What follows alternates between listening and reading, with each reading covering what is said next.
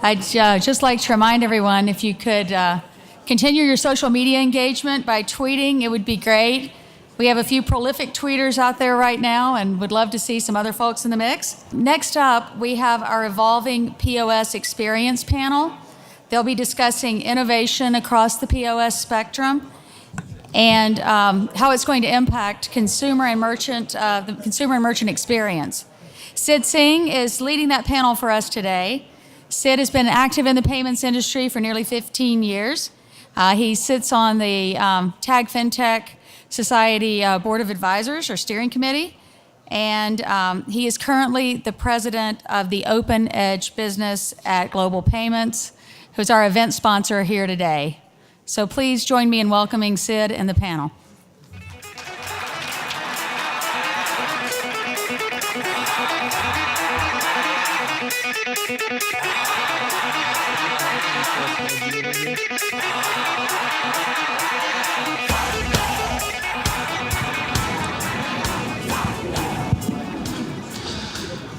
All right, good afternoon, everyone.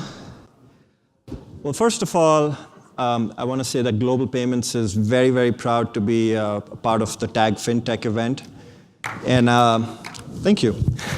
I've actually seen the Tag FinTech Society kind of start maybe from 2009, 2010, and saw some of the earlier events and how this whole thing has evolved. And I think it definitely deserves a round of applause for Sean Banks, for Maribel, for Cherie, and the entire Tag FinTech team. So thank you.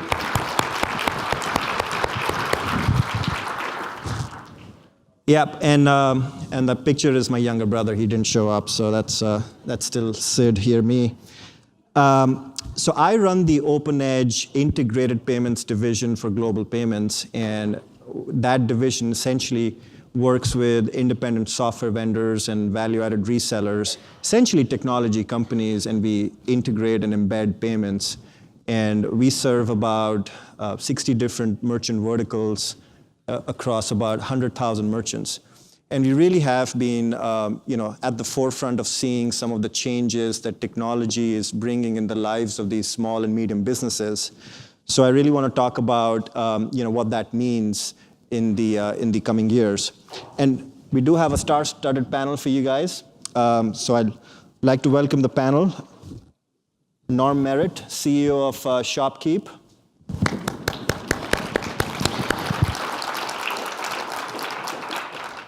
Reggie Kimball, Business Development, NCR Small Business. Brian Gentry, Chief Technology Officer of iMobile 3. And Mark Engels from WorldPay. Thank you. So before we kick things off, I'd love for each one of you to introduce, other than your name, what you do for your respective companies and what your company does. So why don't we start with you, Norm? Sure. Is this hot? Great. Yeah, my name is Norm Merritt. I'm president and CEO of ShopKeep. ShopKeep is a very innovative provider of point-of-sale solutions for small to medium-sized businesses. We basically do everything on the cloud.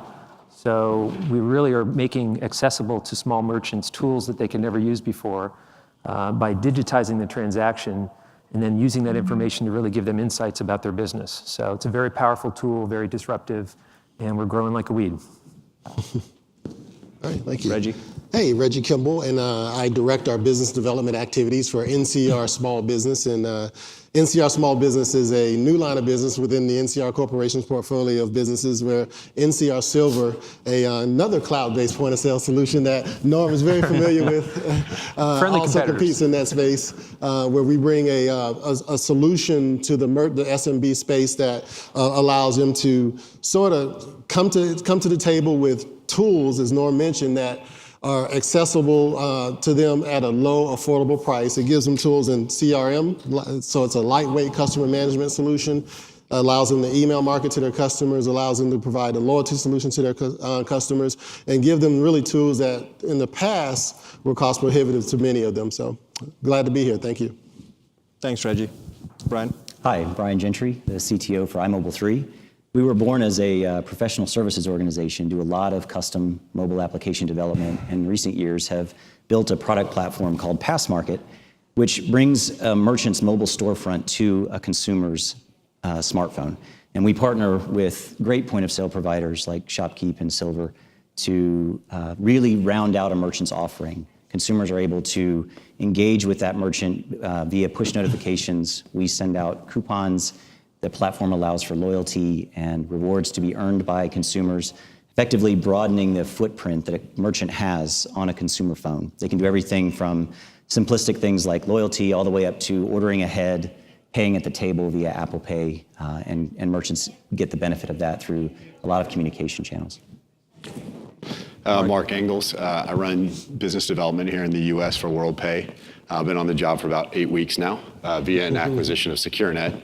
So a lot of my comments today will be focused around our technology platform of SecureNet and the things that we're doing to help merchants solve multi-channel problems that continue to arise as consumers want to interact with them in different ways. So that's what we spend our time focusing on, and what I'm interested in engaging with the panel on here today. So the question really is, what point-of-sale technology do you think will be most commonly adopted over the next 3 years? And there are 4 options. You guys know how to text and send in your votes, and we'll show you the results pretty soon. But let's move on. And before I begin, again, I would like to thank this panel. They're really a great collection of businesses that represent the small business. And as we all know, with the proliferation in mobile computing power, with the proliferation in cloud-based technologies, with the proliferation of SaaS-based business models, the technology has really undergone a radical change. And these small businesses are also trying to figure out how do they catch up with the technology, how do they use some of this technology to enhance their business, how do they get more footfalls into their establishments, how do they address their loyal customers, how do they address the frequency and the recency of their customers, and how do they really leverage some of these technologies that are available to them right now and grow their business. So from that standpoint, a lot of our conversation today is going to focus on the small business and how they work with the consumer. And before we go deep into that end of the pool, I think it's important for us to ground ourselves in what is the consumer's buying behavior today. And as you can see on the slide here, which Brian disagrees with, and I'll let him speak why, this was basically an attempt for us to show from the time a consumer expresses a desire to the time she actually acquires. There are 6 stages that a consumer goes through. The stage of want, stage of discovery, the actual shopping stage, buying, paying, and then finally owning. Now, across the spectrum, you're seeing a lot of companies, a lot of technology companies coming out there and trying to disrupt what I would call the buying continuum. We're very familiar with Google and Amazon and how they help us as consumers as part of our discovery process, as part of our shopping process. But if you take that to the next level, there's also a lot of other companies that are coming out there and disrupting. So I'll give you an example. A Facebook-like, for example, can turn into a targeted buying experience and an actual purchase originating from a simple like. Another example is, and again, my family and I have always booked our holidays by reading the reviews on TripAdvisor, but going to a different location to book our travel. Not anymore. Because TripAdvisor is surfacing review, they're surfacing content, they're surfacing offers in a way wherein not only can I go through the actual the decision-making process, but also pay and own that entire experience. So TripAdvisor has come in and disrupted the business model for a lot of the other technology companies out there, especially the travel companies. And on Thursdays, my wife is juggling 2 soccer practices and trying to get dinner going, and I'm probably traveling, and if only she would get an offer on her phone that, hey, here's a 15% offer for pizza because we know you like pizza and we know your address, we have your card on file, your pizza will be there. I will tell you, my wife will be the one who will say yes to that offer. And there are companies out there who are now starting to publish and think on those lines, which again goes to the point of the buying experience of the consumer is getting disrupted. So from that standpoint, I think now it's a good time for us to go into the actual panel discussion. I do have a few questions for the panel. So let's start with Reggie. Given the context that we've just laid out, given the consumer experience changes and how technology is enhancing and impacting that, what is your company doing for your small business to help engage with the consumers? So specifically NCR and within that NCR Silver. No, that's a great question to start with. And I'll say that first out, we look at it, we have a little bit different take than you would see probably some of our competitors or just other solutions in the market space, is that we feel like we're educators. For a lot of our SMB owners, they, quite frankly, many of them don't have an IT staff that they can turn to. They don't have the savviness, that background, that history in working with technology products. In many cases, they will call us and say that, I need help with my Wi-Fi router because my brother-in-law installed it last weekend and I don't know what to do with this thing now. So no, but first off, our first responsibility is to educate our SMB owners about what is available to them and some of the best practices associated with technology. You may run your business on a cash register today, but there's some tools that go far beyond just accepting payments on a cash register or a payment terminal. There's things such as loyalty applications that you want to take advantage of.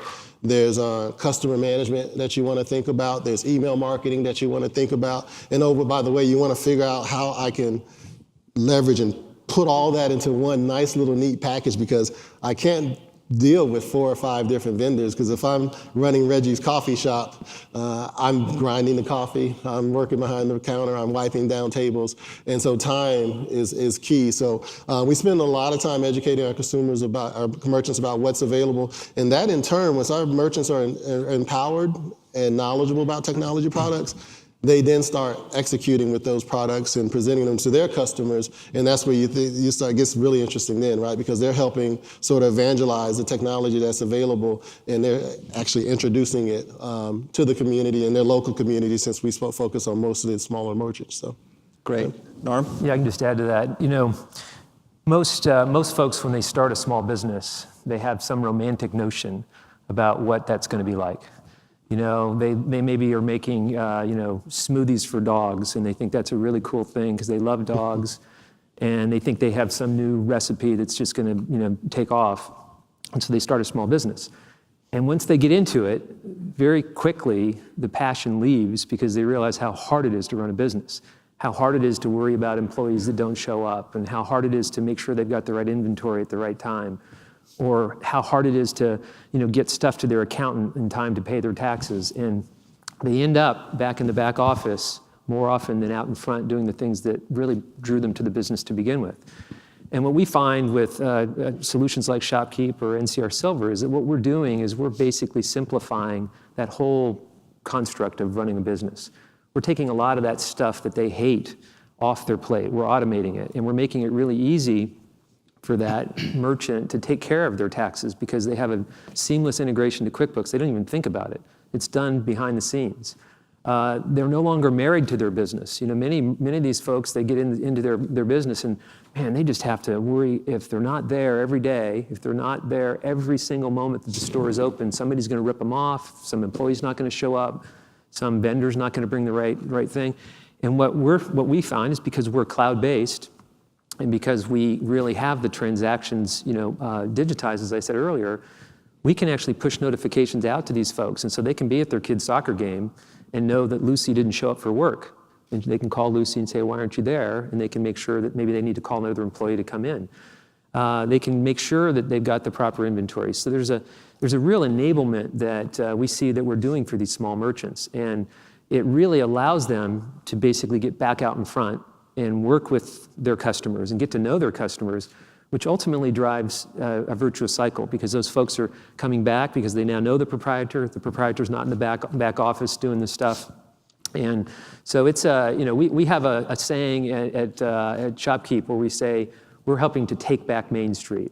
We want these small merchants to be able to compete with the big box retailers, with internet retailers, by giving them tools and freeing up their time to really run their businesses the way that they want to do.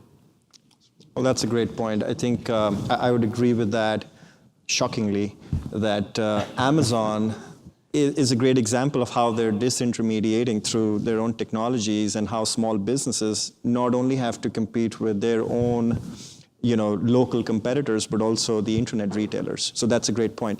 Brian, any thoughts on the buying continuum in terms of what other stages do you think are relevant from a consumer standpoint, and then what specifically is your company doing to help the small businesses? Yeah, let me take those in reverse. In iMobile 3, we focus on the law of the vital few, which is more commonly known as the 80-20 rule.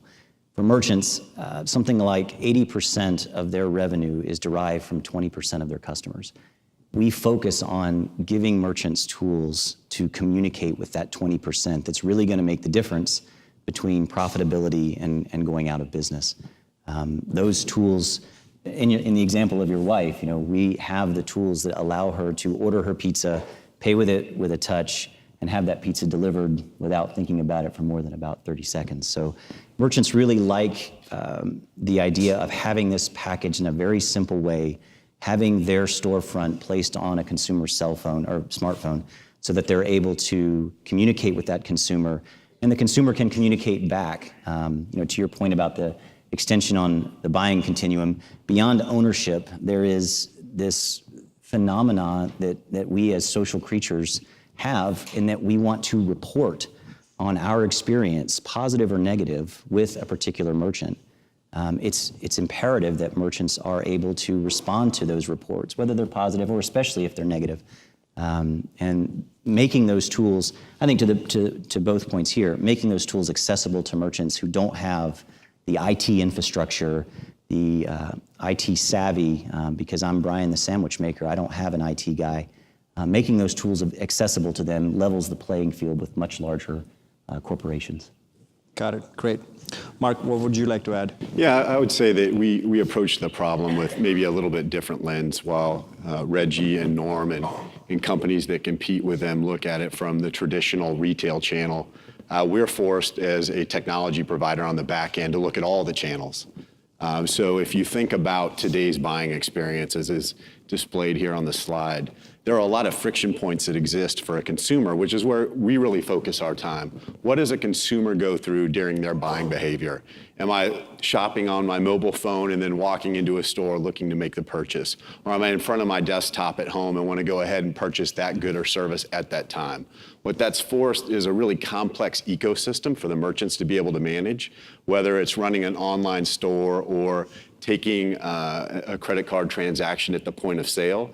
And so what's resulted from that is this ecosystem that's popped up with all of these different providers trying to provide them with the tools that they need for each of those channels separately. Prime example, a good friend of mine has a high-end retail store out in Tyler, Texas. And today, in his current environment, or prior to his discussion with me, he had Intuit for his point-of-sale application that he ran credit cards through. He had an Auth.net gateway account through the third-party shopping cart he was using to power his mobile or his online store. And then when he would go out to Christmas bazaars in his local area, he would take a Square device. So think about the complexity that represents for a small business owner. To Norm's point earlier, this guy's just trying to bring revenue in the door to feed his family, and now he's got 3 separate merchant providers that he has to deal with, 3 separate customer service departments when things go wrong, because they inevitably will, and 3 statements to reconcile back to his general ledger at the end of every month. So what we've done is put together an ecosystem and a single stack API from a payments perspective that allows a merchant to pivot at any point in their life cycle, regardless of which channel they want to deliver products and services through a single merchant account with us. So if they want to hook into ShopKeep on the front end, use our gateway product to power a third-party shopping cart, or even use our mobile product, our own branded mobile product to go on the road, then we provide them the tools to be able to do that without ever having to leave our ecosystem. Great. Well, thanks for that. So let's switch gears. Since we're talking about the consumer's experience from a buying perspective, let's talk about Apple Pay. So, some people say that Apple Pay is hugely disruptive. It has a lot of potential. Apple is only months away from adding data to that overall, wallet that they have created. What is your take on it, Norm, in terms of, is it something that's relevant to your businesses today? Are they asking for it? What is your perspective on Apple Pay? And I guess the follow-up question will be, who do you think is best positioned to capitalize on a trend like that? First of all, I think that Apple made a brilliant move in kind of adopting the current rails. They could have tried to do what some others have done in terms of creating new rails, but what they did by going with NFC, which already had an installed base, and going with credit card companies and really tapping into the payment providers, is they really decided to, they were going to take advantage of the current infrastructure. And I think what that did is reduce a lot of friction that might have otherwise been in place to really keep adoption from happening. They're now advertising, you see a lot of other partners advertising Apple Pay, and there's a lot of consumer demand. We were the first in the market with a Apple Pay reader. We actually launched it on December 1st, and the curve of usage on Apple Pay is exponential. It's up to, there's actually about 1,800 transactions a week right now, which may not sound like a lot, but coming from zero just a little while ago, and you see the curve, it's growing very, very rapidly. And what we're finding when we're talking to merchants, because a lot of merchants are asking for this new technology, these NFC-enabled devices, is they're wanting it because when a consumer walks into their store and wants to pay with an iPhone, they want to basically be able to take whatever tender the consumer wants. And that's an important thing for a merchant. Merchants really don't want to create any friction at all. If a person wants to pay with an Apple Pay reader, they want to be able to do it. And I think what we'll find is that there will be a rapid adoption. I think Apple, of any company, is probably most capable of driving the type of consumer change. We saw it in the way we listen to music. We saw it in the way that we talk on the phone. We now see it in the way we use computing with the iPad. And I think you're going to see, in this particular instance, there will be a broad consumer acceptance. And the missing link will be the merchants that haven't yet adopted. The only other point I'll make is that I think often people will say, well, but merchants will have to upgrade their equipment, and maybe they won't. They just won't do that. I think given that EMV, which we may talk about a little later, but the fact that EMV is now a reality, that people who don't shift over to an EMV reader by October of 2015 are going to have 100% of the liability shifted to them. They're looking at that and saying, okay, well, I need to get a new reader. How much does it cost for an NFC antenna? $40, if that. A lot of equipment manufacturers are just throwing it in as part of the deal. So I think we're going to find that, given that they chose NFC, given that they think they have such consumer power, that we're going to see a big upsurge. And our merchants are asking for it increasingly, and we're very excited to be able to provide that tool to them. To Reggie's earlier point about being an IT department for these businesses, this is a perfect example. They don't know what equipment to use, so they look to a trusted partner to make sure that they're getting the latest and greatest to be able to adapt to change. Right. So that's a great point. So what you're saying is consumer demand, along with the rails that EMV lays out, helps with the Apple Pay adoption. So thanks for that. So Reggie, do you agree with that in terms of, is Apple Pay going to be 40% adoption in the next 12 months? Because to me, that is high adoption. That is extremely high adoption. It's aggressive. I'll tell you, Apple Pay is turned everything upside down, and NFC's been around for a few years now, and all of a sudden when Apple does it, it's a slam dunk, and rightfully so, because they do have the proliferation of devices that are in the field that are in the consumer's hands, so it makes a lot of sense. But I am pleased at one thing, that what Norm says, that they're on an upward trajectory when you look at the overall base of of mobile payments, it's less than 1% in its totality, which is a great room for growth. So I get really excited about that when you talk about the growth potential there. I think at the end of the day, consumers are going to gravitate towards what's cheapest, fastest, easiest for them to use. And I think that's what's going to rule it. I don't know if we can force the issue. I think we're going to do our best to try. But I think consumers are going to make the final choice. And I think when I think of what's going to make me pull out my phone versus grabbing my credit card, there's a debate on which is faster, right? Now, I do know that carrying multiple credit cards versus my phone, if I can just carry my phone, then it starts to get a little bit interesting.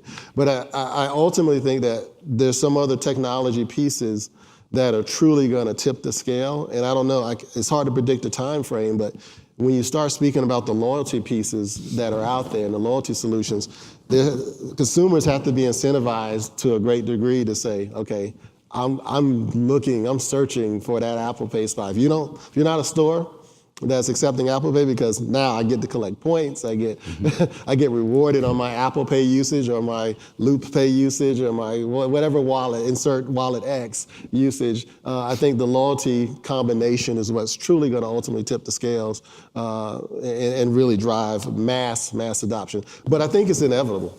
I think it's inevitable. When you talk about the EMV story, the fact that many of the EMV devices that are coming out on the market today are multi-channel devices where it's going to accept today's MSR technology. It's going to take a chip and pin, chip and signature. It's going to accept NFC payments. We're reaching kind of that point, that inflection point. But there's some more conversations I know we're having on that. But sure. So yay or nay, Apple Pay?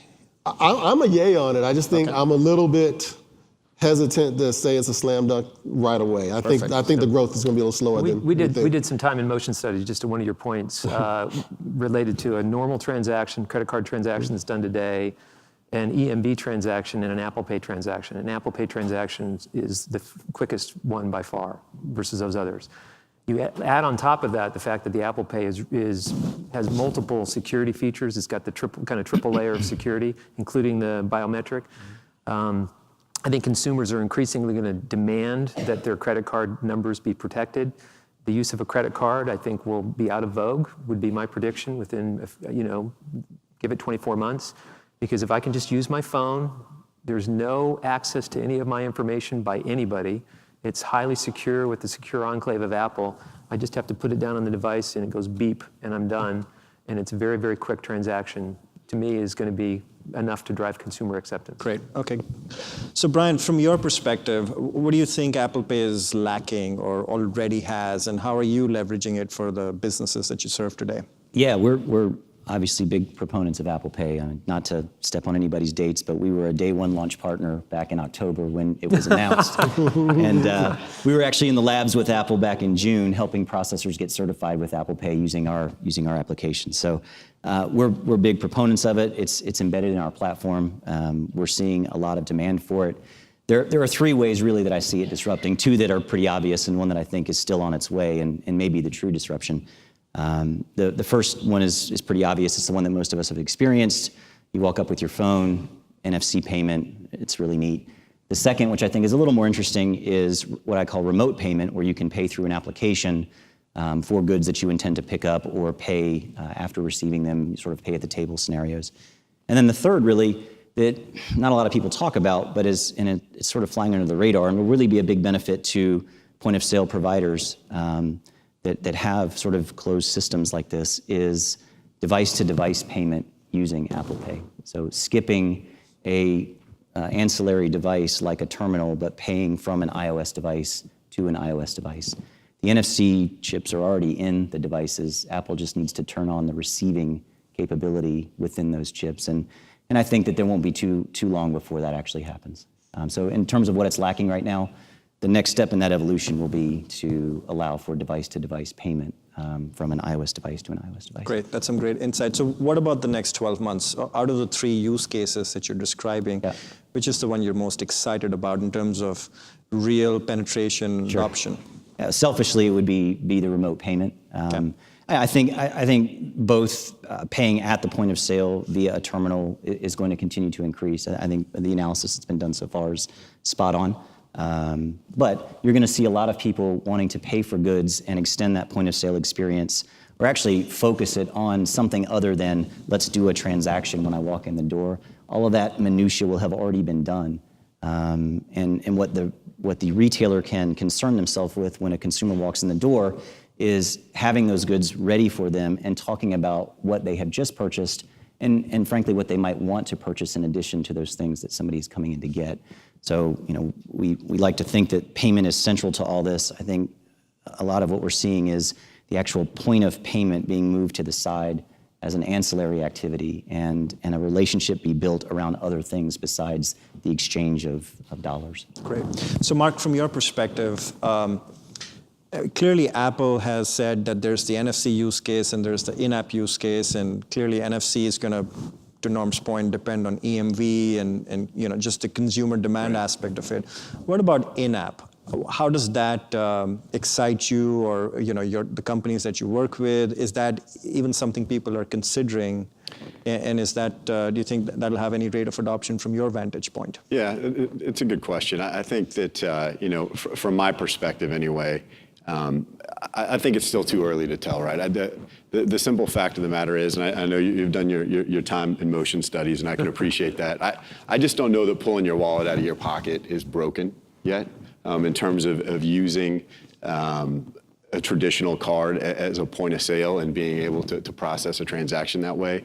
As it relates to specifically in-app, at the end of the day, for all of us that at our core process payments for a living, the point was made earlier by Norm, it's riding the same rails, right? For us, it's just the ability to empower our merchants to be able to take whatever tender type it is that their consumers want to present to them to consummate the transaction. So we're really agnostic in terms of what's presented at the point of sale to be able to consummate that deal. But that said, I am a little bit skeptical that it's going to have the huge adoption rate that some of the folks up here think initially. I think we're certainly in the early adopter phase of it. The folks out there who bought the iO6 as soon as it hit the market and couldn't wait to load up their credit cards on the phone to be able to use it to pay, probably are driving a great percentage of the 1,800 transactions. Was it a week or a week? Would be my guess. So I think we're a little bit more of a wait and see in terms of how ubiquitous it's going to be over the next 12 or 24 months. That said, Apple's got more cash on the balance sheet than most third world countries have GDP. So they're certainly worth paying attention to. Yeah, and thanks for the insight. And from our perspective too, we serve 2,000 technology partners, and they're all hugely excited about Apple Pay. And the next question is, what do I do? How do I embed Apple Pay into my applications? They get the NFC component when you tap and go. That is pretty self-evident and clear, and that's going to happen. But what else can I do with Apple Pay? So I think the market, at least from our standpoint, is still searching for use cases that justify, the development. Sure. Again, maybe not as much in your world, but just the B2B applications and the independent software vendors that are servicing, the dry cleaners, the pharmacies, and the pizzerias of the world. Great. So we had some breaking news today. Samsung picked up Loop Pay. Mm-hmm. So Brian, what do you think of that? Smart move, bad move? I think it was a necessary move. Look, Apple breathed life into NFC, and this is a topic that's actually near to our hearts. We wrote the Loop Pay wallet, so we were very happy to hear Will and company, get that exit that they wanted. Samsung's a great company. I think they needed a play in the mobile wallet space. For those that use Samsung devices, I think it's going to be the de facto standard for how they're going to do payment. Obviously, Loop claims to be able to run on 90% of existing terminals, so no hardware upgrade is needed. And for those that want to have a Samsung device, this will be an important mobile commerce play for them. So what does that mean for Google Wallet? Because clearly Samsung is Android-based, and Google Wallet was something that is surfaced and through Android. So is that a death knell for Google Wallet? No, I don't think so. I mean, I think the best thing that could have happened to Google Wallet was Apple Pay. It gave legitimacy to what had been a relatively stagnant field of NFC payment. So, I think Google Wallet owners were the ones that were the most upset when Walgreens turned off Apple Pay because they turned off Google Wallet as well. And they say, hey, what did we do wrong? We're just quietly doing our payments. I don't think it's going to spell the death knell for Google or Google Wallet. It does crowd the field so that sort of alternate or up-and-coming forms of payments or smaller providers that want to have their own wallet are probably going to see a diminished amount of space or oxygen for their play. The ones that I think we don't hear enough about are things that are sponsored by banks. It's no secret that all of us provide our most sensitive data to banks every single day. So I think banks are going to make a play in wallet as well. But the space is going to become crowded really fast. And as you always do, you'll see a shakeout of several major players, and the rest will be left to have just a small Great, niche. thank you. So let's switch gears from the consumer experience side to more about omni-channel commerce. We've heard about that term. Big box retailers have been talking about omni-channel commerce, wherein a consumer experience is the same regardless of the channel they're interacting with the merchant. So for example, if you bought something off of an e-commerce website, you should be able to return that thing in store or vice versa, and not having to go through any degradation in your overall buying experience. So a lot has been talked about omni-channel commerce.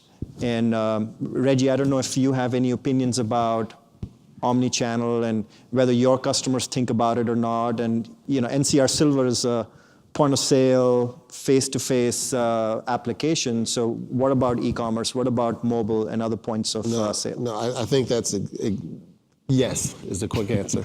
I'll just say yes. But no, we obviously have the physical part of the interaction down pat, right? You have an iPad solution that we sell today. They have that mounted at the counter using our iPad stand, if you will, and they're conducting transactions. Well, the next level of that, and this is what they see the tier 1, tier 2, your large big box retailers doing every day and have been doing for years, is to tie that e-commerce solution, their website, to their physical store and deduct inventory and really have all that in sync and seamless. I really think that what you're seeing is in the SMB space particularly is that they are, from a technology standpoint, typically, I can't say fast followers or slow followers, but kind of that medium pace followers where they're going to see the Targets and the Walmarts adopting all these new technology trends and offering them to their customers. And matter of fact, their customers are those retailers themselves in a lot of cases. Well, they think, how can I do the same thing? How can I gain those efficiencies, keep my inventory in sync,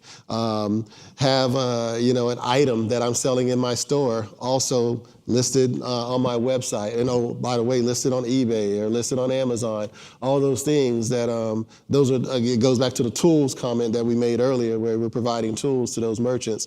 But we get a lot of questions from our base about e-commerce in the physical store. And matter of fact, back in November, we had a really big announcement about our partnership with BigCommerce, another e-commerce platform that you're going to see a play with NCR Silver and BigCommerce offering a really total solution that brings the physical and the virtual worlds together for our customers. So you're saying omni-channel has legs in the small and medium business? It's here already. More than legs, it's running. Great, good. Yeah. Norm, how about yourself? Yeah, I'd say I agree with a lot of what Reggie said. The only caveat I would say is that a lot of small merchants kind of have stars in their eyes about e-commerce. They think, wow, this is going to be a big gusher for me in growth. And when they get into it, they realize, you mean I just got an order online and I now need to fulfill it, and I don't have a counter where I can even wrap this thing up and send it. And those are just details. Those are just details. And what we find is that small merchants have this idealism about e-commerce, but when it comes to really fulfilling, it's very difficult for them to compete with an Amazon or some of these other really large-scale players. Where I see e-commerce really playing a role, a very powerful role, is more on the kind of inbound demand and where they can pre-order. If I have a unique something that's very unique that is not available, there aren't alternatives out there. Maybe then I could sell it. But I think people have a bigger sense for what this means for small businesses than it really does. But that said, it's something that we hear a lot of our customers wanting. It's something that is under development in our shop as well. But again, I don't think it's like the nirvana for these small businesses. I think a lot of them can really make a good living and make a good business with dealing with the foot traffic and the people in their surrounding area that they're really meeting the needs for. And that's what small businesses do. Great, thanks. Mark, what's your perspective? Yeah, so we actually conducted a study with First Annapolis last year to look at consumer buying behavior, and I've talked about consumer behavior quite a bit today. And the survey showed that 60% of consumers today shop in 2 channels, at least 2 channels, and 20% of them shop in 3 channels or more. So, and that's across the entire spectrum, whether it's big box retail or S&B. So from our perspective, it's critical to be able to empower our merchants to be able to conduct commerce with those consumers across those channels. So a great example, Reggie mentioned BigCommerce, which is also a partner of ours from a payment perspective. We power a lot of their online stores from some of their larger merchants. So 75% of the BigCommerce merchants today also have a physical brick and mortar location of the 40,000 plus that they do business with. So I think it's just an example of if an SMB really wants to capture the market share that's available for them, they have to be thinking multi-channel. They have to have ways to be able to interact with those consumers at multiple touch points. And in addition to that, they have to have the tools in the back office, to Norm's point, to be able to manage that, right? So my buddy out in Tyler, Texas again, right? He would get a bunch of orders overnight on his website, and then he would get into the store in the morning and he'd have to go to the shelf and make sure he had it in stock.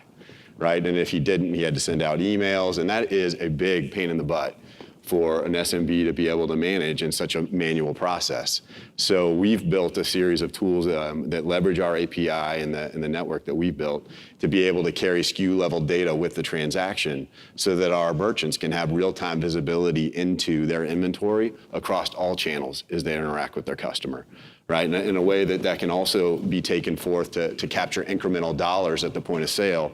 I'll use a Nordstrom example just because I had a recent buying experience there, but absolutely applicable at the SMB level as well. Was there, found a shirt that I liked, they didn't have my size, right? But the sales associate with a handheld device that they had was able to find out that they had my size in the Dallas store, and he could have it shipped to my house in 3 days. So he took payment for the shirt right there without me walking out and losing the sale, and I received the product 3 days later. It's being able to empower the SMBs to deliver those types of solutions, to capture that incremental dollar without it walking out the door, without having to allocate the millions of dollars and thousands of man hours that somebody like a Nordstrom would to be able to do it. Great, okay. Well, so that's some really helpful insight. So let's switch to data and personalization. Right? A lot of these small businesses thrive because they know the customer, they know their buying habits, and not because of any technology, but just because of the frequency of interaction. But as we all know, that's not a scalable system. The big box retailers that you talked about, Nordstrom's and the Walmarts of the world, clearly have large, sophisticated business intelligence systems, loyalty platforms. How do we empower the small businesses from your standpoint so that A, they can get more customers through the door, B, they can keep getting those customers again with some level of frequency and recency? So what are you thinking about loyalty and data and helping personalize the service that small businesses offer? So, when it comes down to it, there's this missing link that's been missing forever, and it even is missing in a lot of large big box retailers. And that's the link of what is purchased and who purchased it. And what this new technology enables us to do is begin to make those links. So, the fact that we're measuring or digitizing this transaction, we know what was purchased, we know when it was purchased, we know who sold it, we know what the price was, we know what the cost was, and increasingly we know who bought it, because our merchants now have the capacity to actually send an email receipt to this customer. To the extent that a customer is opted in, there's even other technologies that would allow them to know who that person is just by virtue of them walking in the door. And as those linkages occur between who bought it and what is being purchased, who that person is, just a whole new world of capability in terms of being able to provide marketing opportunities, loyalty opportunities to these small merchants. If you think about it, there really are only 3 levers that these small merchants have, and that is they've got to attract and maintain their customers so they don't get taken away by some other retailer. They want to actually get their foot traffic, get them to come into the store, and once they're in the store, they want to maximize the amount that that person's spending when they're in the store. And this data and information that's available now gives them incredible insight into maximizing each of those 3 variables. They can actually be sending coupons out to somebody who they notice, buys Skippy peanut butter, to basically upsell them to gourmet peanut butter at a very significant discount that would drive that traffic back in and hopefully convert that person over to a higher profit customer by buying gourmet peanut butter. That was never possible before. But now these small merchants really have these tools. They can really do that. And it's a whole new world. It really is. Great. Brian, what is your perspective? Yeah, so this kind of gets back to the 80-20 rule. A merchant's lifeblood is going to be that consumer base that again and again goes back to their store. There's a relationship that's being built.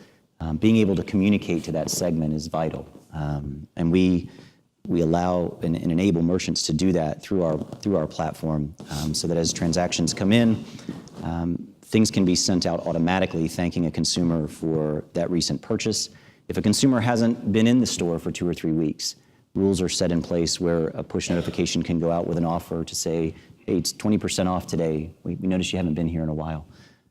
So really enabling that merchant to see the group of consumers that is driving their profitability and communicate with them expressly, keeping that conversation going even while someone's not in the store, up to and including things like geofence communication. If someone's driving by the store and they happen to be a gold level member, the platform will send them a coupon to say, hey, you're driving by Brian's sandwich shop, come in right now and it's a free drink with a footlong sub.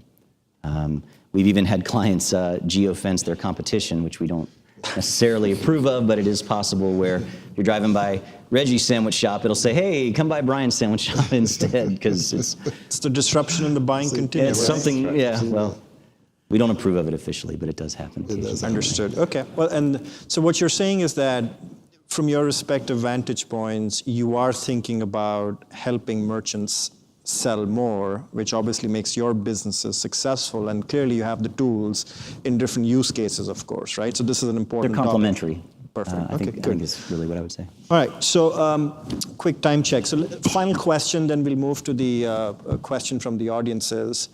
And this is about privacy and security. So the more information we have, the more vulnerable the merchants are and the consumers are. So what are your thoughts about privacy, and how are you addressing who owns the data, how much of it can be shared, et cetera? And maybe, Reggie, we can start with you. And the follow-up question is, EMV as a component of security and privacy, yay or nay? Yeah, no, good question. So, no, obviously we take data privacy very seriously at NCR Corporation in general, and obviously in the NCR Small Business Division. It's a question that we get asked, and our customer care team gets asked quite a bit from a small merchant who is very similar to a consumer, by the way, in the SMB space. The mindset is they think similar. Yeah. and so they're concerned about their personal information that they're providing and making sure that your data centers are in compliance, that you're able to educate them about tokenization from a payment standpoint, and which is a tough conversation from time to time. But to be able to educate and answer some of the high-level general questions that a merchant is going to have and assure them that the data is protected is key. And we get a lot of that today. And EMV is cool because it starts the conversation. And it starts the conversation in a positive way. Well, the EMV technology is nothing new. It's been around for years in Europe, and Canada's adopted it. And we all know the U.S. is probably one of the last places that's on this transition path. But the great thing about it is that it's starting the conversation about fraud protection. It's also starting a conversation that is going to, I think, help other alternative payment options like Apple Pay and Loop Pay, things we've discussed. It all kind of ties together because I think there's a great story about why Apple Pay is so much more secure than anything that you can do today in protecting that credit card information. So I think it's at a convergence point right now where we're sort of one of the last countries to adopt it in the U.S. But when you look at where the technology is, it's the timing is perfect. It's all coming together, and it's a good story. EMV, EMV, okay. definitely, yeah. Brian? We don't really worry about it. I'm just kidding. Who's awake out there? So the security story, I mean, there's not too much to add to what Reggie said. I think ownership of data is big for the merchants that we talk to. You know, we make it a very strong point to make sure that merchants know that they own their data. It's not for a third party like iMobile3 to take all of that data, aggregate it in a different way, package it up and sell it to someone else so that they can start marketing competitive products to merchants who entrusted that data to us. So the personalization and the privatization of that data, there's a trust that is sacred, frankly, and we make sure that merchants understand that that's not to be violated by anyone in that value chain. So I agree with Reggie. You know, it's a mindset that's very similar to us as individuals. Small businesses have they see in the news that these giant breaches occur and millions of credit cards are stolen, and it's a scary specter to them. So, you know, first of all, educating them on what constructs are available, assuring them that their data is private and secure, it goes a long way towards enhancing. And what about EMV, yay or nay from your perspective? Oh, yeah, it's definitely coming. Okay. It will definitely be a payment form that's accepted. Sure. Great. Mark? Yeah, I think a lot of what we focus on as well in our team is embedded payment partnerships, right? So when you start to talk about security and tokenization, that becomes a huge part of it. And as we're talking about partners bringing on merchants into our ecosystem and who owns the data, that can become an interesting conversation, right? Our stance has always been that the data should reside at and be owned by the merchant.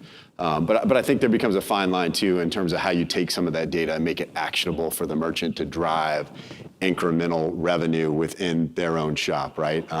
Some consumers are comfortable when having walked into a store, to Norm's point, and having an associate come up and get some basic information, name, and be able to look up on the system that, you know, the last time you were there, you liked the Travis Matthew golf shirts. And by the way, we just got a whole new shipment in, and they're in this section of the store. Love to come back and show you a few.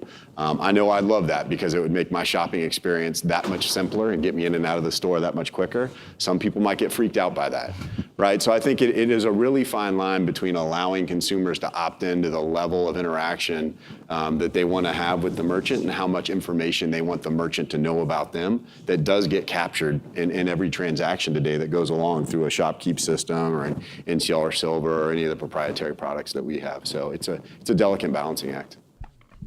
So I'll repeat the question. PCI 3.0, what impact does it have to the merchants? So Mark, do you want to take a stab at that?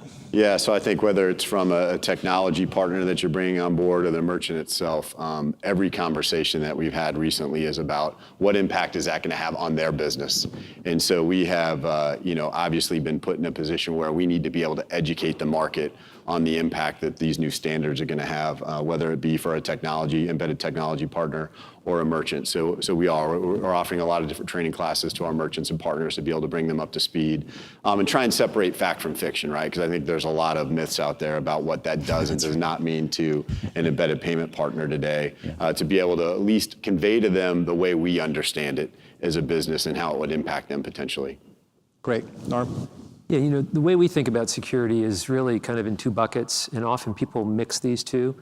On one side, it's about protecting the personal information of people, and there's lots of technology to make sure that is done, and it makes a company PCI compliant, like point-to-point encryption, military grade, 256-bit point-to-point encryption of the credit card from the time person swipes it.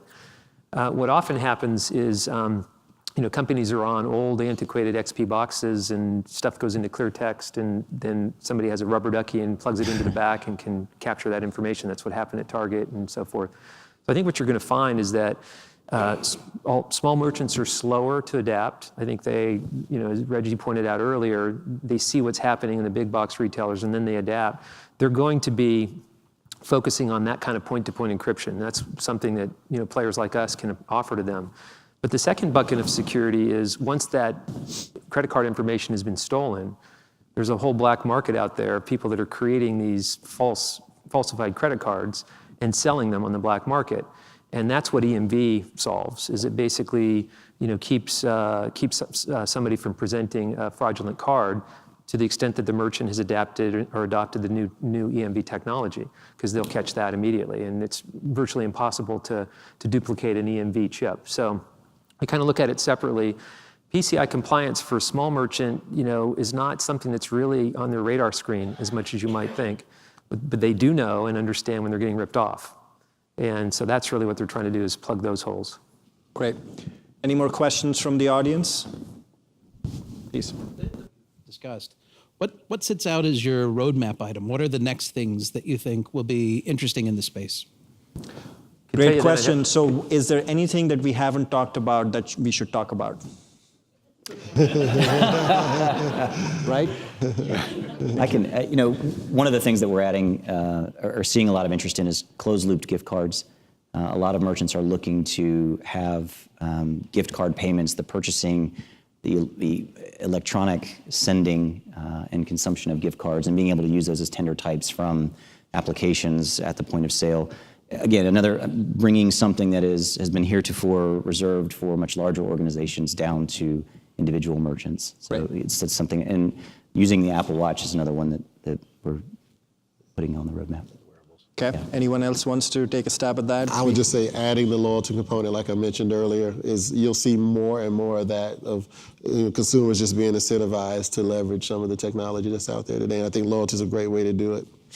Yeah, I think the key there is going to be simplification, right? Yeah. I mean, we talked about all the things that are on a small business owner's plate. When you start to talk about offering an integrated loyalty platform, it has got to be super easy for them to administer and push out offers, and it also has to be simple for their consumers to understand and redeem. When you put too much administrative overhead on the SMB in the back office, those tools tend to fall by the wayside and not be used. Great. I think we can squeeze in one more question. With the new Amazon UPC code scanner, I can go into Lowe's or Home Depot or CVS and scan the UPC code and discover with Amazon Prime I can get 3 tubes of Tom's toothpaste for $5 delivered tomorrow afternoon, but CVS wants $5 a tube. And a couple of years ago there was a discussion between Home Depot and Google at the TAG meeting about Home Depot was saying we're going to geofence the store because I'm not letting you in so you can scan and get that refrigerator cheaper online. Well, we know where that went. So to what extent does a store have the right to either protect the visibility of the UPC code or the price inside the store to prevent a competitor from, in essence, shopping covertly? Sounds like he's been following me shopping. Yeah. But Brian, do you want to take a stab at that? Yeah, I mean, I think that's commonly referred to as showrooming, and it's a challenge. It's a challenge for Best Buy. I'm guilty of it myself. You go into Best Buy, you see a great TV, and you scan the UPC code or do a quick search to see where you can get the price a little cheaper. It's a challenge for those merchants. I think trying to block that only hurts the consumer. I think that's probably a step in the wrong direction for them to say, I'm gonna somehow limit your capability to search for other things, because that sort of starts to punish a consumer. I think they're gonna have to learn to compete using other tools, whether that's offering a discount right at the point of sale that maybe Amazon can't match, or offering some other extended service plan, something that they can do other than try to penalize me as a consumer for doing what I normally do, which is shop for the best price. Norm? Yeah, I'd just say, I have a computer in my hand. This is a new thing in the world. The fact that I can do as much as I can, as the gentleman pointed out. And what we're trying to do, I think Reggie and I and all of us on the panel here, is really trying to give some of that power back to the merchant and basically access all the power that's available in the cloud with iPads and all of the information that we can give to these merchants to really allow them to combat some of these things. Combat is probably not the right word, to basically take advantage of some of these things so that they're able to make offers, they're able to, whether it's extended service plans or something. I mean, they do have a competitive advantage in the fact that they're looking eye to eye with the consumer who has in his or her pocket the means to pay for whatever it is that they have, and they have the goods right there. So that, in and of itself, is an advantage in figuring out how to use the technology. Maybe it's giving that clerk on the floor something that basically allows them to kind of know, given the situation, what kind of offers make sense to make this person. And I mean, there's a lot of things you can do to really give the power back to the merchant by using this new technology. Great. Well, and that actually brings us to the end of the panel. And before we wrap up, I do want to share with you the results on the screen, which should not have changed. But clearly, most of you would have seen the slide already. So clearly, EMV and Apple Pay, I think the audience believes fairly strongly that we will see a very fast rate of adoption over 3 years. I think one thing we have to all remember is that nothing in the payments world is revolutionary. It is an evolution, but clearly two technologies that you think as an audience that'll gain some adoption. So thank you for your votes. And final words, if you have to take away something from this conversation, what I would say is you have to take away the fact that payments are going to be mobile, anytime, anywhere, as shown by Brian and Reggie and Norm. They're going to be personalized. Loyalty and data will play an important part. Privacy is a key factor as to how you navigate around state regulations, as well as the needs of the merchants and the concerns of the consumer. And at the very last, but not the least, they have to be frictionless, which addresses the point around, are they adding value? Are they giving you something else that you don't have today? And are they really creating a good consumer experience? So with that, thank you for your time, and thanks to the panel.